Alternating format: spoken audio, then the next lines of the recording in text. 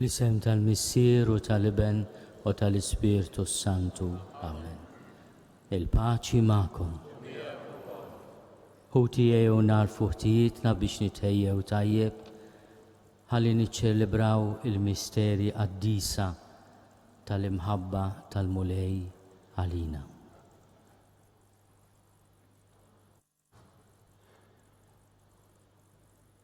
Istqalla Alla li jista' kollox u lilkom ħuti li jiena dnibt ħafna bil-ħsieb, bil-kliem, bil-emil u billi ħallejt dmirijieti. Ħtija tiegħi, bl-akbar ħtija tiegħi. Għalhekk nitlob lill-imqazza Marija dejjem Verġni, lill-anġlu l-qaddissin kollha u lilkom ħuti biex titolbu għalija lill-mulej Alla tagħna. Iħenna lina Alla li jista' kollox jaffrinna dnubietna u jwassalna għal ħajja ta' dejjem.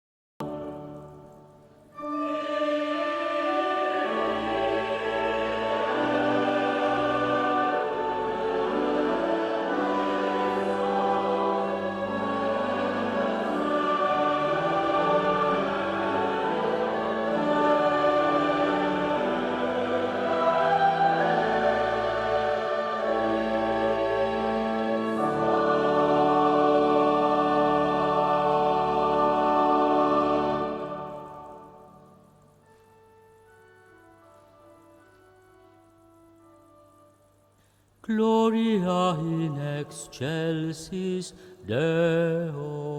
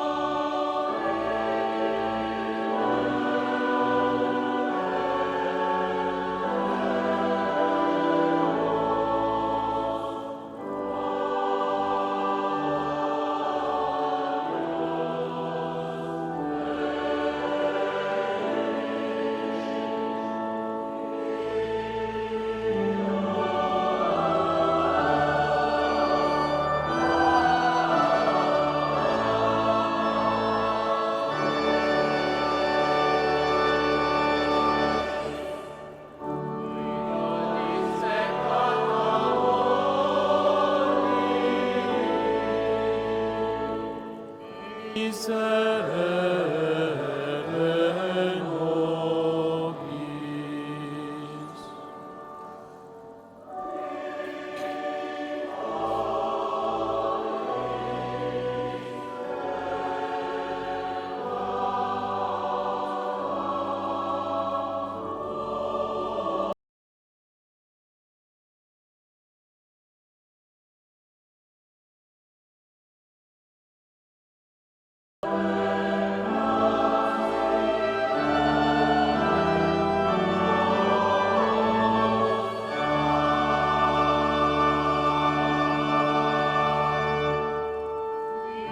Sedes ad dextera Patris,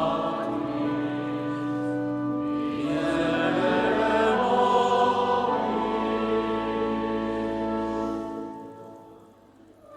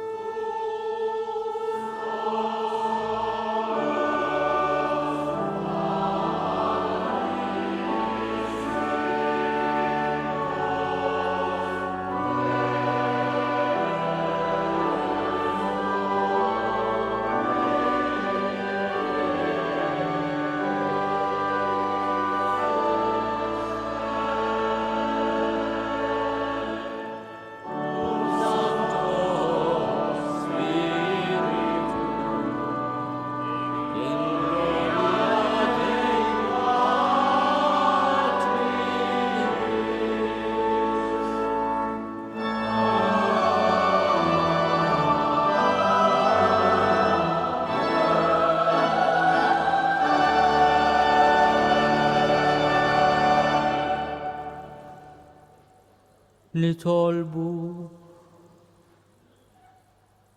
O Alla aħna llum inġbarna biex niċċelebraw l-ikla qaddisa meta jibnek il-waħdini qabel ma nata l-mewt. Ħalla lil knisja s-sagrifiċċju l-ġdid li jibqa' l dejjem u l-ikla ta' mħabbtu. Għamel li minn misteru hekk kbir nieħdu l-imħabba u l-ħajja fil-milja kollha tagħhom.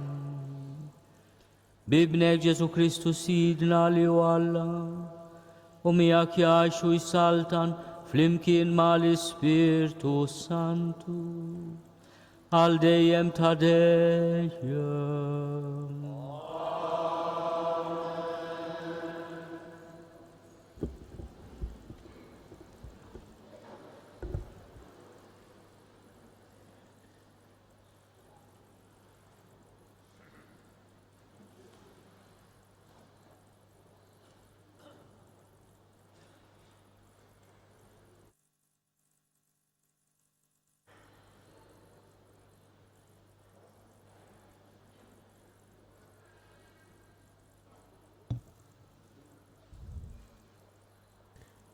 Qari mill-ktieb tal-Eżodu. Il-mulej kellem lil Mosè u lil Aaron fl-art tal-Eġittu u qalilhom: Dan ix-xahar ikun għalikom l-ewwel fost ix-xhur. Ikun ilkom l-ewwel xahar tas-sena. Kellem lill-ġemgħa kollha ta' Iżrael u għidilhom: Fl-10 ta' dan ix-xahar kull wieħed minnkom jieħu ħaruf kull familja, wieħed kull dar. Jekk il-familja tkun żgħira wisq biex tiklu kollu, wieħed jieħu l-ħaruf flimkien mal-ġar tiegħu, l-eqreb lejn daru, skont in-numru tan-nies, skont kemm kull wieħed jiflaħ jiekol, hekk tqisuh il-ħaruf. Il-ħaruf ikun bla difett, raġel ta' dik is-sena. Tistgħu tieħdu min-naċ jew mill-mos. intom iżommuh sal-14 ta' dak ix-xahar. Meta l-ġimgħa kollha ta' dar Iżrael toqtlu bejn inżul ix-xemx u id-dlam. Imbagħad jieħdu mid-demm tiegħu u jroxxuh fuq il-ġnub u l-blata tal-bibien tad-djar fejn ikunu se jikluh. F'dik il-lejla għandhom jiklu l-laħam mixwi b'ħobs bla ħmira u b'ħaxix mor. U tiklu hekk. Għaddejkom imħażma bil-qor f'riġlejkom u l-ħatar f'idejkom u tikluh bl-għaġla. Din hi l-mogħdija tal-mulej. Għax dak il-lejl jiena ngħaddi mill-art tal-Eġittu u nidrob lil kull minnu l-ewwel fost l-imweldin fl-art tal-Eġittu, bnedmin u bejjem, u nagħmel ħaq mill-art kollha tal-Eġittu. Jien il-mulej.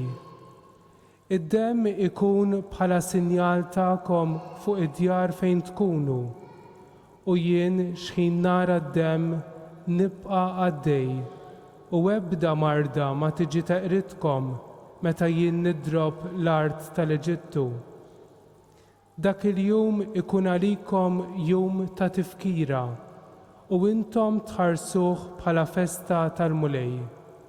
Iżommu din l-osservanza bħala liġi għaż-żminijiet kollha li ġejjin. Il-kelma tal-mulej.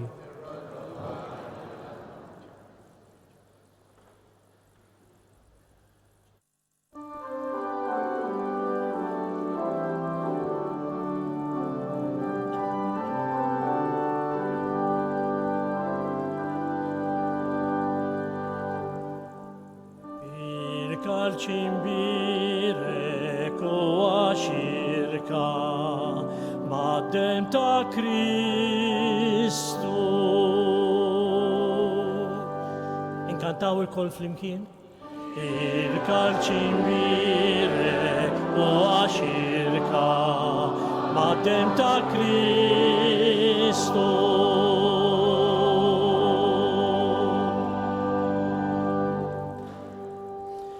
Xirrot lil-mulej għal-ġid kollu l-għamel miej, nolli l-kalċi ta' salvazzjoni tiegħi u li sem il-mulej jinsejja. Il-kol flimkien? Irkal cimbirek u għaxirka mad-dem ta' Kristu.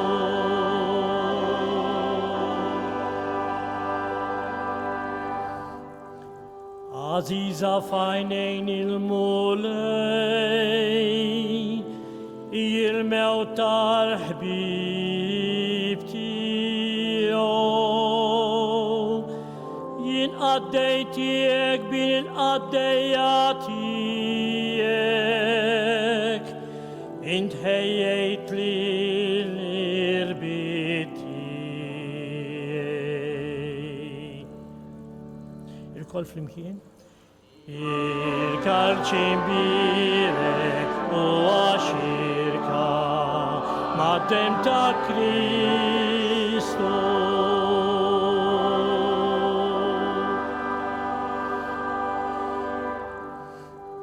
Lilek nofri s-sagrifiċċju ta' ratti l-ħajr u isem il-mulej jinsejja. Intem il-mulej il-wedit tiegħi u dim il-poplu kollu tiegħu. Il-koll flimkien inkantaw. Irkal cimbirek u għaxirka mad-dem ta' Kristu.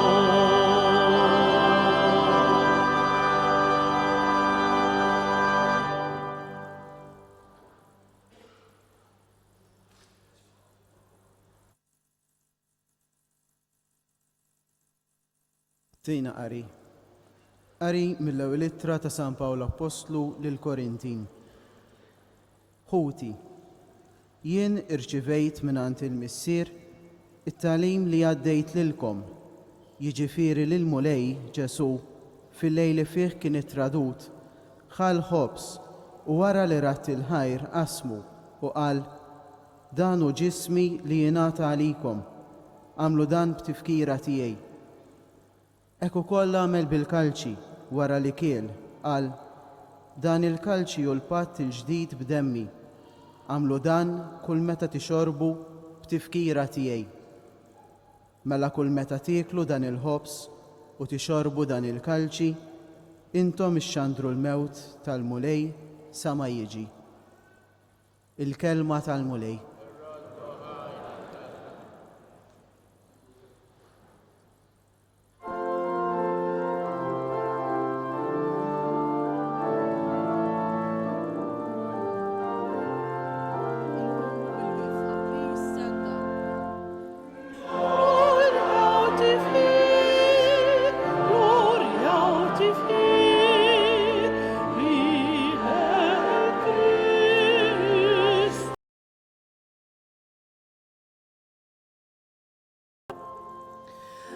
Nagħtikom kommandament ġdid, jgħid il-mulej,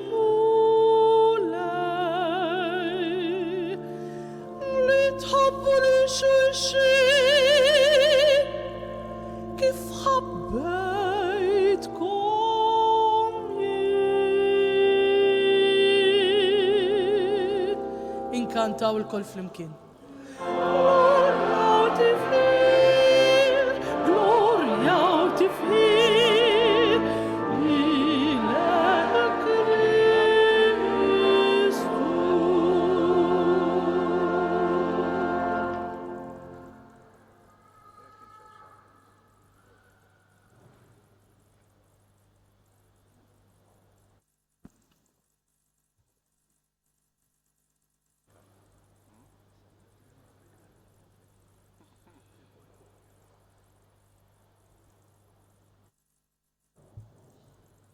Il-mulej ma'kom. Qari mill-Evanġelju skont San Ġwan.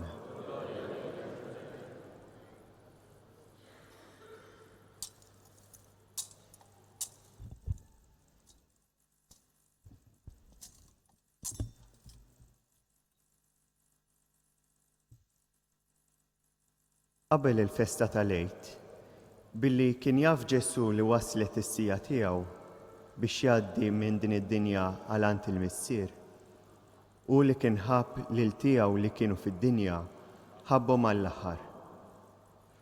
Kienu qegħdin għall-ikel.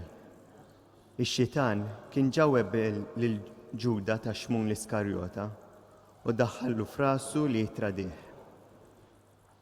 Ġesu kien jaf li l-missier kien taħ kollox f'idejh u li hu kien ġie mingħand Alla u kien sejjer għand Alla. Qam minn fuq il-mejda, neħħa l-mantar minn fuqu, ħafar dal u rabtu ma' qaddu. Imbagħad ferra l-ilma fil-lembija u beda jaħsel saqajn id-dixxipli u jixxuttahomlhom bil-fardal li kellu ma' qaddu. Mela wasal fuq Xmun Pietru u dan qallu: int mulej taħsili saqajja? Ġesu wieġbu: inta lissa ma tafx qiegħed nagħmel jien, tifhmu aktar il-qudiem. Qallu Pietru: ma jkun qatt li inti taħsili saqajja. Wieġbu Ġesu: jekk ma naħsillekx saqajk, ma jkollokx taqsam miegħi. Qallu Xmun Pietru: mulej, mela mhux saqajja biss, imma jdejja wkoll u rasi. Qallu Ġesu: minnu maħsul m'għandux għalfejn jinħasel kollu ħlief saqajh, għax hu kollu kemmu nadif. U intom indaf, imma mhux il-koll. Għax hu kun jaf min kien sejjer jitradih, għalhekk qal m'intomx il-koll indaf. Wara li ħaslilhom saqajhom, libes il-mantar u reġa' qgħad fuq il-mejda u qalilhom: tafu x'għamiltilkom? Intom issejħu li l-Muallem u l-Mulej, u tajdu sewwa għax hekk jien. Mela jekk jien li jien il-mulej u li mallem, ħsiltilkom saqajkom. Hekk ukoll għandkom taħslu saqajn xulxin. Għax jien tajtkom eżempju biex kif għamilt jien, hekk tagħmlu intom ukoll. Il-kelma tal-mulej.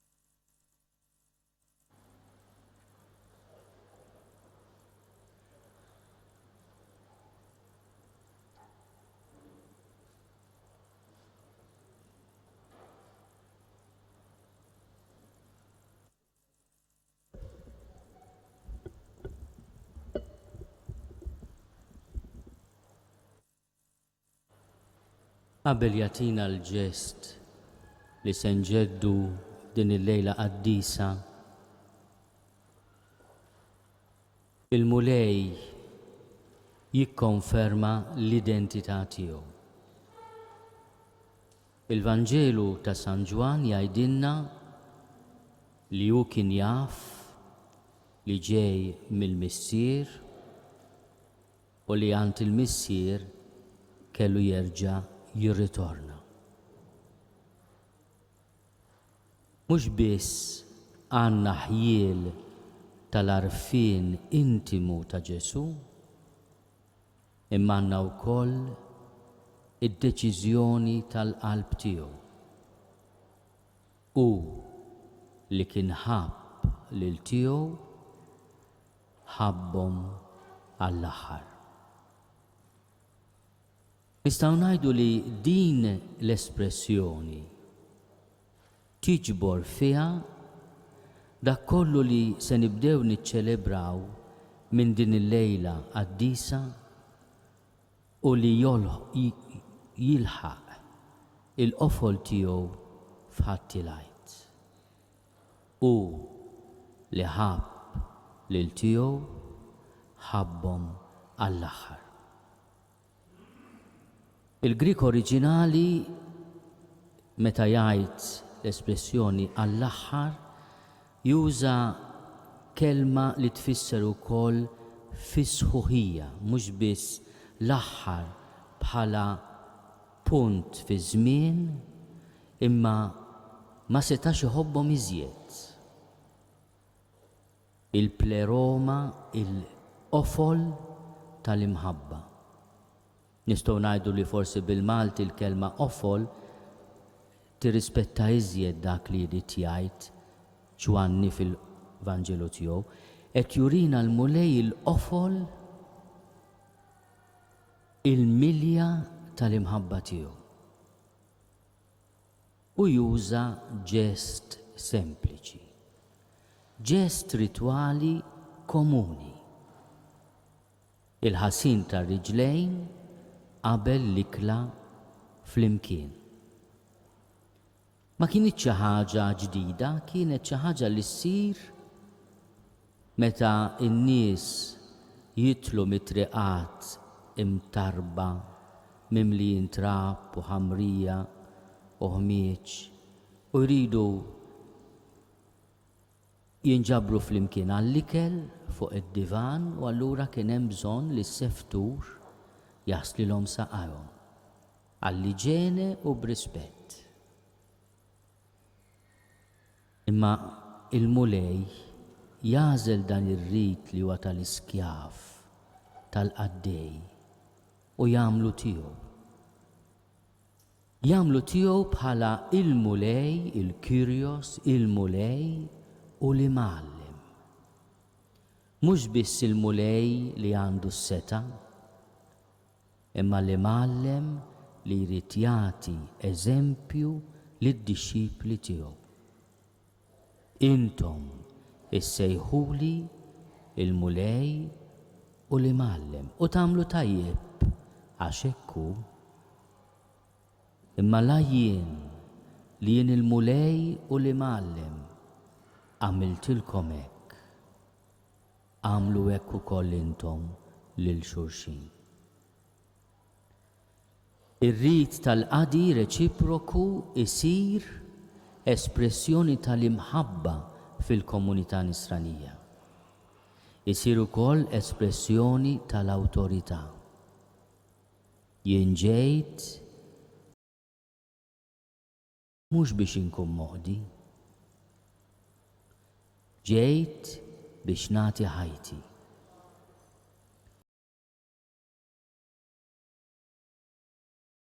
Il-ġest bħala kmandament u kriterju imma wkoll jagħtina lilu nnifsu. Fit-talba li titlob il-Knisja fil-bidu ta' din il-qudiesa aħna nabbinaw żewġ valuri kbar. Il-Knisja minn din iċ-ċelebrazzjoni titlob id-don tal-imħabba u l-ħajja. Nistgħu ngħidu li l-ħajja ta' min jgħixha daqskemm tkun espressjoni tal-imħabba. U l-imħabba vera ta' titoma bnina daqs il-ħobs l-ħajja ta' kull bniedem. U l-mulej fl-Ewkaristija għaqqat dawn iż-żewġ affarijiet. U jaqbad il-ħobs u jgħid danu ġismi, u jaqbad il-kalċi tal-inbit u jgħid danu demmi, qed jaqqat l-imħabba li ssir ħajja. Bir-raġun kantajna fir-responsorju ix-xirka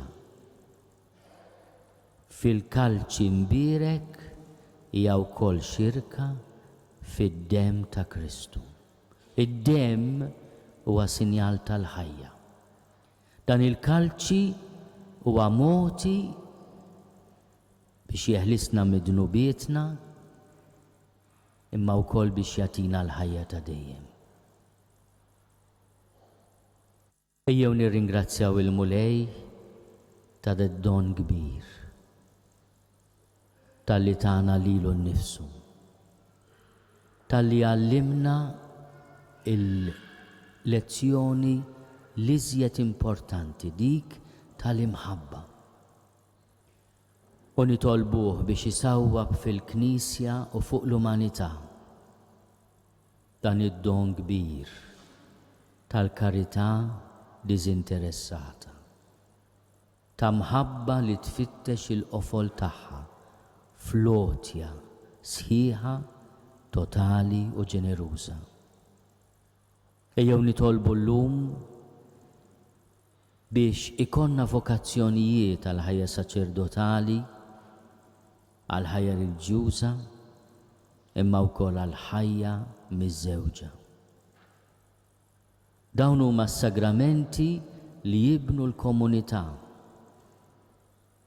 U nixtieq li f'ħamis ix-xirka waqt li nitolbu d-don tas-saċerdozju, nitolbu wkoll għad-don ta' żwieġ nisrani.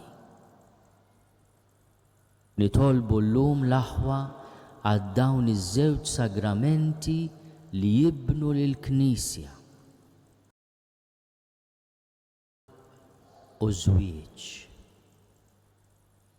U nitolbu li mill-ħniena tal-mulej naqelgħu id-don tal-fekondità.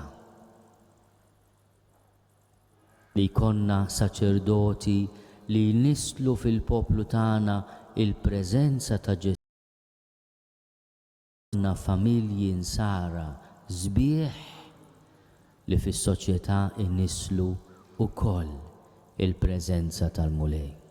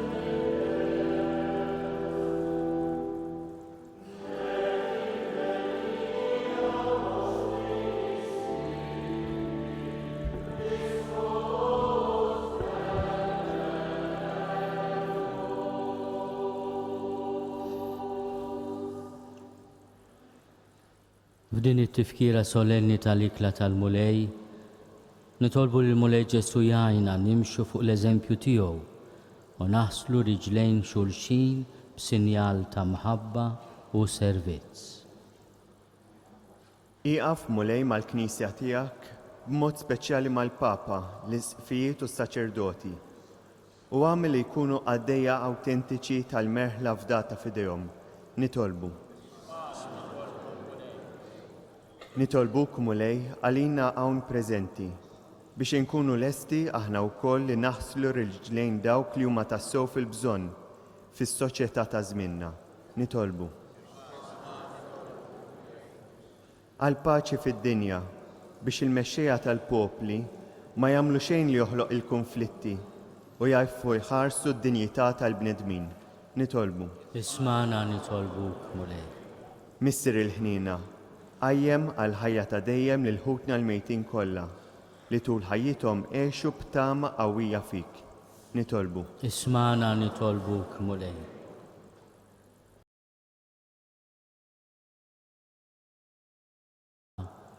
Għamel li l-imħabba tagħna lejk tissarraf tassew fl-imħabba u s-servizz lejn il-proxmu tagħna. Dan nitolbuh bi Kristu Sidna.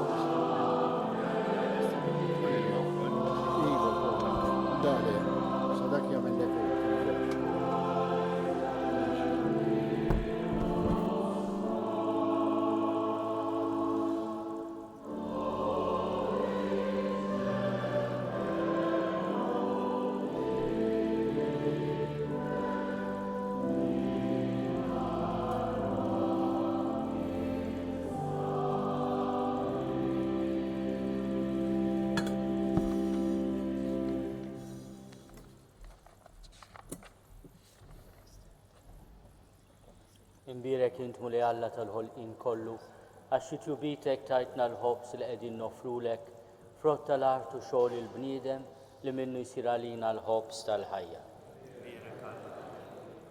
Imbirek intmu li Alla tal-ħolqin kollu, għax tjubitek tajtna l-imbit li qegħdin nofrulek, frott tad-dielja u xogħol il-bniedem li minnu jsir għalina x-xorb tar-ruħ.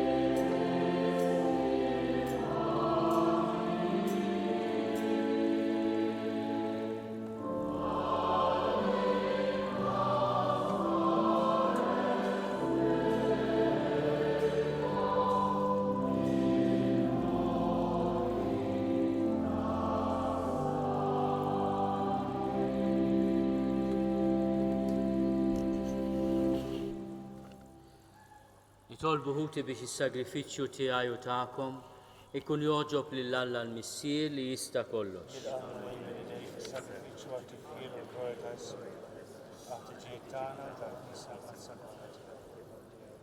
Għatina mulej li niċċelebraw dawn il-misteri kif jixra, għax kull darba li nġeddu t-tifkira ta' dan is-sagrifiċċju, iseħħ l-emil tal-fidwa tagħna bi Kristu Sidna.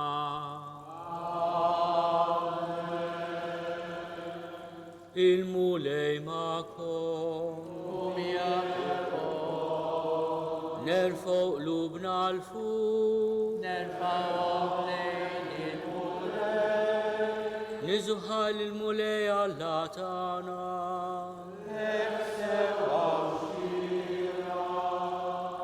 Sewa u xira tassew mulej missir għaddis, Alla ta' dejjem li tista' kollox, tajjeb u taġi ta' salvazzjoni tagħna, li dejjem kull imkien inroddu lek ħajr bi Kristu Sidna.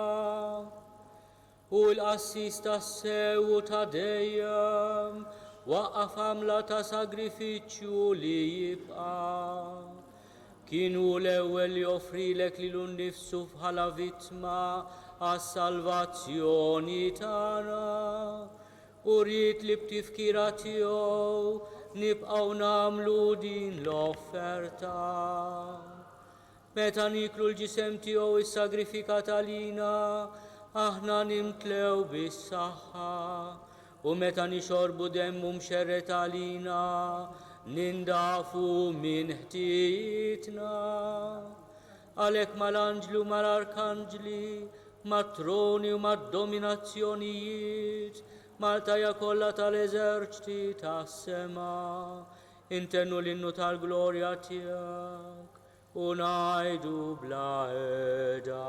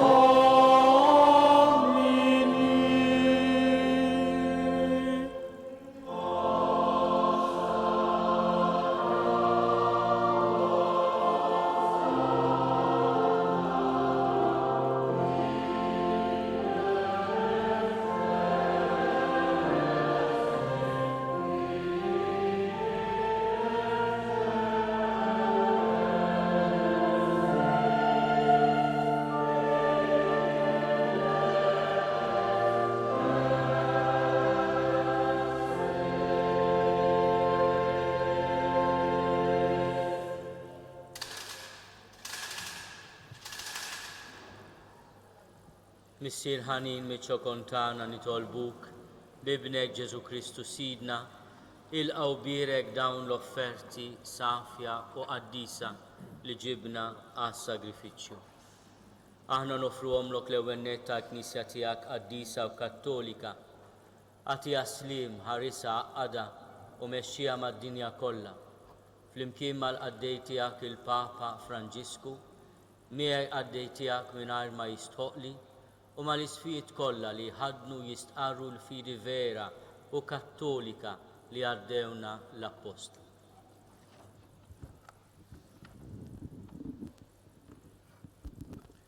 Ftakar mulej fil-qaddeja tiegħek u f'daw kollha li hawn madwarna. Inti taf tajjeb il-fidi u r-rabta tagħhom miegħek. Għal-jom aħna nofrulek u ma wkoll joffru dan is-sagrifiċċju ta' tifħir għal-ġid tagħhom u ta' qrabathom biex jiksbu l-fidwa ta' ruħhom u jgħilgħu s-saħħa u s-salvazzjoni li jittamaw u ma jresqu t-talb u x-xewqat tagħhom quddiemek Alla ta' dejjem ħaj u veru. Mseħbin mal-Knisja kollha f'xirka waħda ta' mħabba waqt li niċċelebraw il-jum qaddis li fih Sidna Ġesu Kristu ingħata għalina, inġeddu bil-qima t-tifkira tal-glorjuża Dejjem Verġni Marija, Om l-istess Alla u Sidna Ġesu Kristu, tal-arus tagħha San Ġusepp, tal-Apostli u l-Martri tiegħek, Pietru, Pawlu, Andrija u tal-qaddisin tiegħek kollha, għal-merti u t-talb tagħhom, ejna f'kollox u ħarisna. Ilqa' nitolbuk mulej din l-offerta tagħna u tal-familja kollha tiegħek. Aħna nofru ilek f'ġieħ il-jum li fih Sidna Ġesu Kristu tal id-dixxipli tiegħu is-seta li jċċelebraw il-misteri tal-ġisem u d-demm tiegħu. Seddaq ħajjitna fis-sliem, eħlisna mit-telfien ta' dejjem u għodna fil-merħla tal-mażulin tiegħek. Birek u Alla nitolbuk din l-offerta, għamel li tkun kollha kemm tiegħek, wettaqa qaddisa il-qaħħa biex isir għalina il-ġisem u d-demm ta' ibnek il-Aziz Sidna Ġesu Kristu. U għamli l-lejl qabel ma bata għas-salvazzjoni tagħna u ta' kulħadd, jiġifieri f'dan il-jum. Ħa l-ħoss fl-idejn qaddisa u mbierka tiegħu, refa' għajnejk lejn is-sema, lejk Alla missieru li tista' kollox, radlek il-ħajr, birek, qasam, tal-id-dixxipli tiegħu u qal: Ħudu u kulu il-koll minn dan, għax dan huwa ġismi li jingħata għalikom.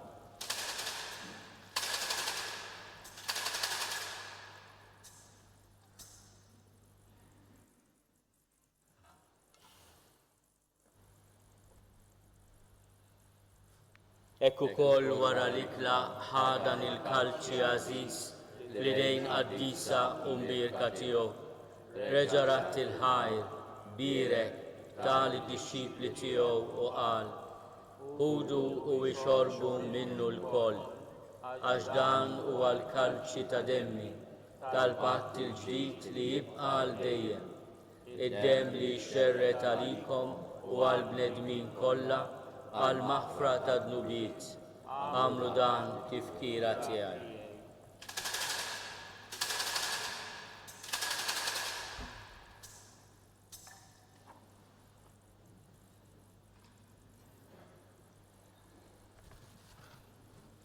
Tanu l-misteru tal-fidi.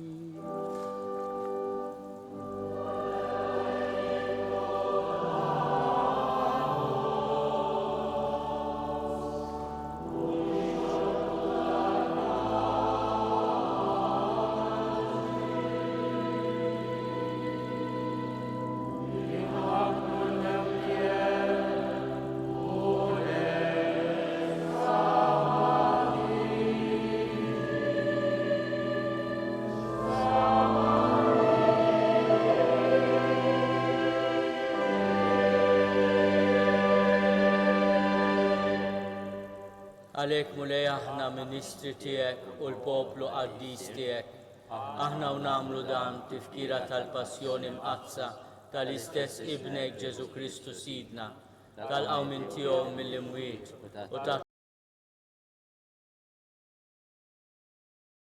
tarf mill-ġid li inti stess tajtna, vittma safja, qaddisa bla teba, il-ħobs qaddis tal-ħajja ta' dejjem u l-kakċi tas-salvazzjoni bla tmiem. Ixħed fuqhom ħarsa ta' tjieba u xliem.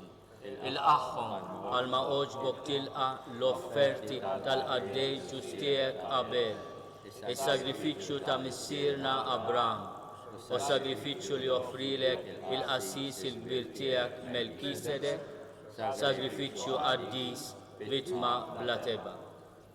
Fiċċo kontana nitolbuk, Alla li tista' kollox, għamel l-anġlu qaddis tiegħek iwassalhom quddiem l-artar tiegħek fis-sema biex aħna lkoll li nieħdu semna mill-artar u nitqarblu bil-ġisem u d-demm imqaddes ta' ibnek nimplew b'kull barka u grazzja tas-sema.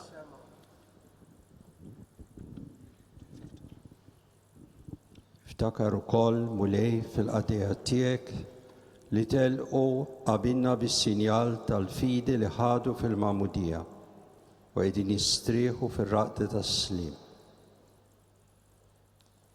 Ħenna l-jom mulej għati lilhom u l-dawk kollha li jistrieħu fi Kristu lena id-dawl u s-slim. Lilna wkoll mitinbin għaddejja tiegħek li nittamaw fil-kotra tal-ħniena tiegħek. Għatina sem fix-xirka tal-qaddisin apostli u martri tiegħek, Ġwanni, Stifnu, Mattija, Barnaba u tal-qaddisin tiegħek kollha, daħħalna fil-wirt magħhom, mhux għall-merti tagħna, iżda l-ħniena u l-maħfra tiegħek bi Kristu Sidna. Bih mulej dejjem taħla u tqaddes dan il-ġid kollu, timlih bil-ħajja, ġbierku u tqasmu lilna. Bi Kristu ma' Kristu u fi Kristu, jingħata lilek Alla missier li tista' kollox, flimkien mal-Ispirtu Santu, kull ġieħu glorja għal dejjem ta' dejjem.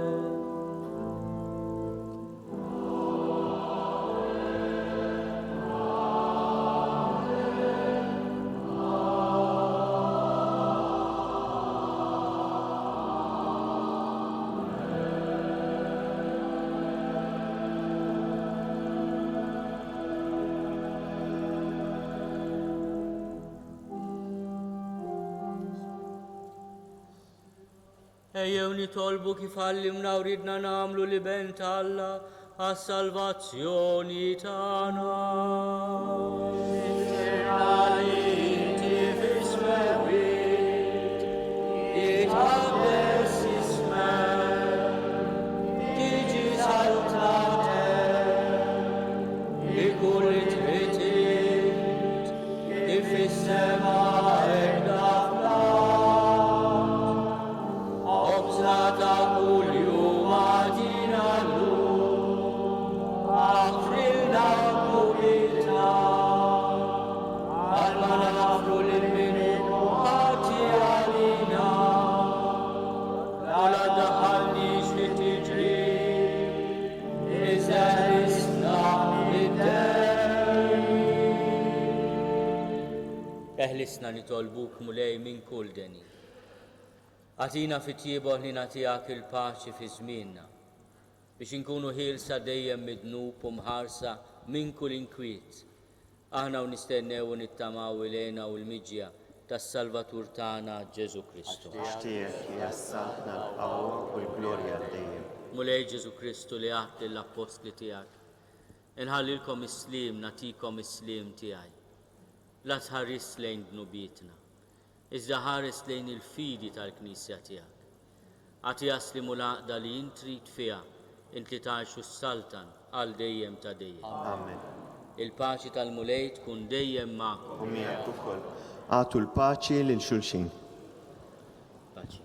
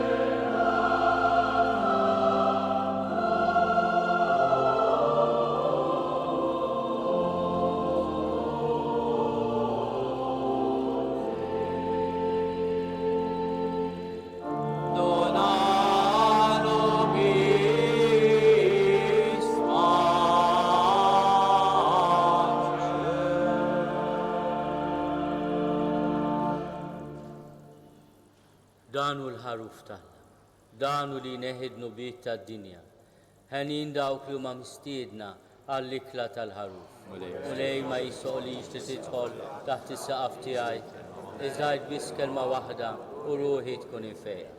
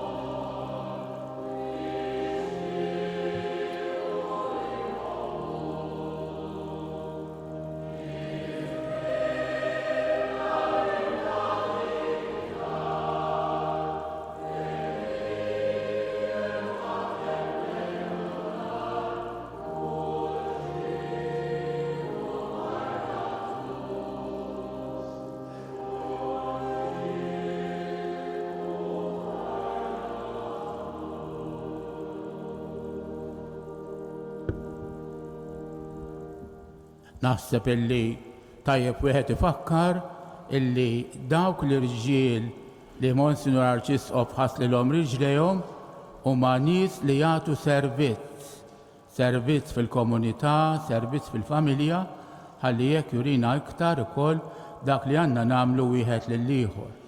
Infakkar li issa nħejju ruħna għal proċessjoni Ġesu Ewkaristija tal-artal tar-repożizzjoni wara ftit ħin tat-talb mbagħad ħaġa sabiħa neqgħu f'ħossna sakemm Monsignor Arċisqof meħdej l-artal tar-repożizzjoni jitla fuq l-artal u jagħmel dak li tissejjaħ it-tneżżieħ tal-artal, tifkira tad-dieqa li tħoss il-Knisja għall-mewt ta' Kristu. U mbagħad jibdew il-visti. Fakkar li għada jum il-mewt tal-mulej, l-obbligu tas-sawm ma jimswix laħam għal dawk li huma obbligati, għaf fil-konkatedral il-funzjoni tal-wara l-ofsinar tibda fit-3:30. I think I should point out that the gentlemen whose feet His Grace washed are people who give a service either in the family or in the community to show exactly what each one of us should do to emulate Christ, especially on this day. After the final prayer, we proceed with the procession of the Holy Eucharist to the altar of repose, and after some time in silence, His Grace will move to the main altar where he does the service which is called the stripping of the altar, which is a sign of the grief that the Church feels at the death of our Lord. And then one can continue with the adoration of the Blessed Sacrament.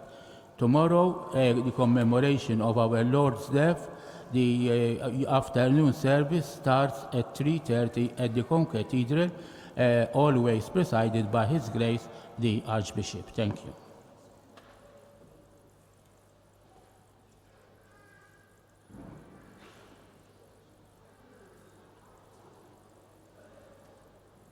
Nitolbu, għatina Alla li tista' kollox, li kif fid-dinja nissaħħu bl-ikel ta' ibnek.